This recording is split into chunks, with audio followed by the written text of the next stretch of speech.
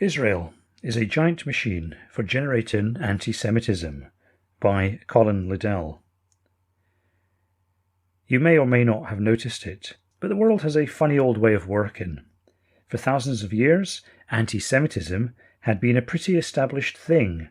Then along came the Nazis, and suddenly, just a few short years later, everybody was ready to cut the Jews plenty of slack. Yes, the Nazis' big achievement, and one they were certainly not happy about, was getting the world to sort of love the Jews. But it doesn't stop there. Israel, which was sort of founded on that upsurge of post-World War II love and sympathy, and which was supposed to provide a happy homeland for any Jews that felt the need for it, is increasingly having something of an unintended side effect. Here's CBN News, Christian Broadcasting Network News, reporting on recent developments.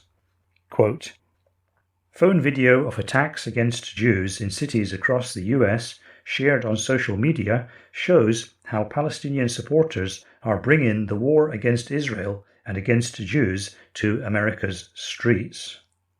Jews around the world know from experience that when Israel is attacked and fights back, they become even bigger targets for anti-Semitic violence.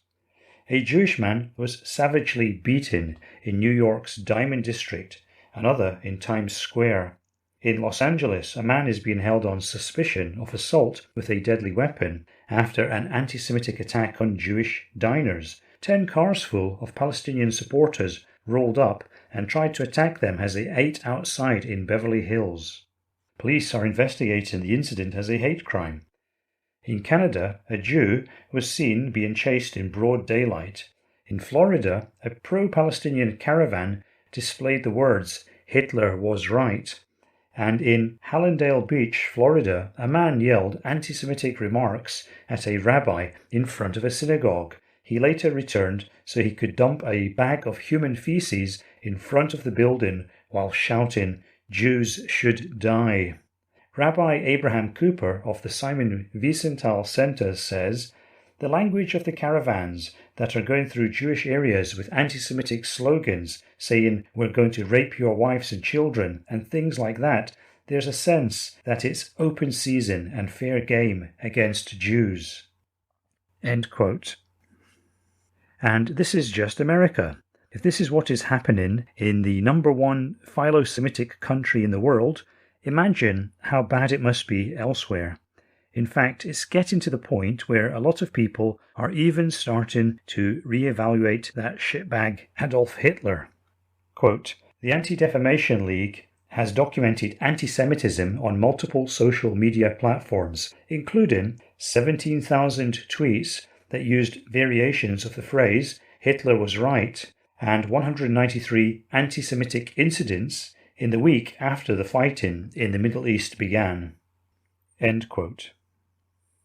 The fact that Hitler was almost everybody's enemy is now lost in the weirdly woke narrative of opposing the colonialist apartheid state of Israel. I'm not going to get hung up on the details, but if you think there should be a Jewish state, then Palestine seems a pretty reasonable place to put it. It could have been put in a number of other places, of course, and in fact, Madagascar, Patagonia, Uganda, and some others were all once mentioned as possible locations at various times. But obviously, Palestine was the best compromise to get the anti-statist religious Jews on board with the project.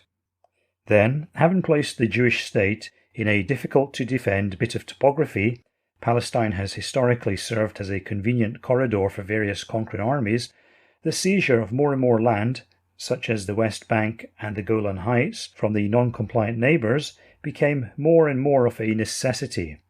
The result of all this is that if the Jews lose, they no longer exist there. But if they don't lose, they just end up looking like the bad guy wherever they live.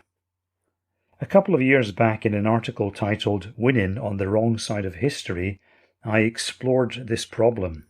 Quote, the conundrum that Israel faces is very simple. It is this: if you do colonialism and apartheid in the post-colonial and post-apartheid age, then people are going to notice.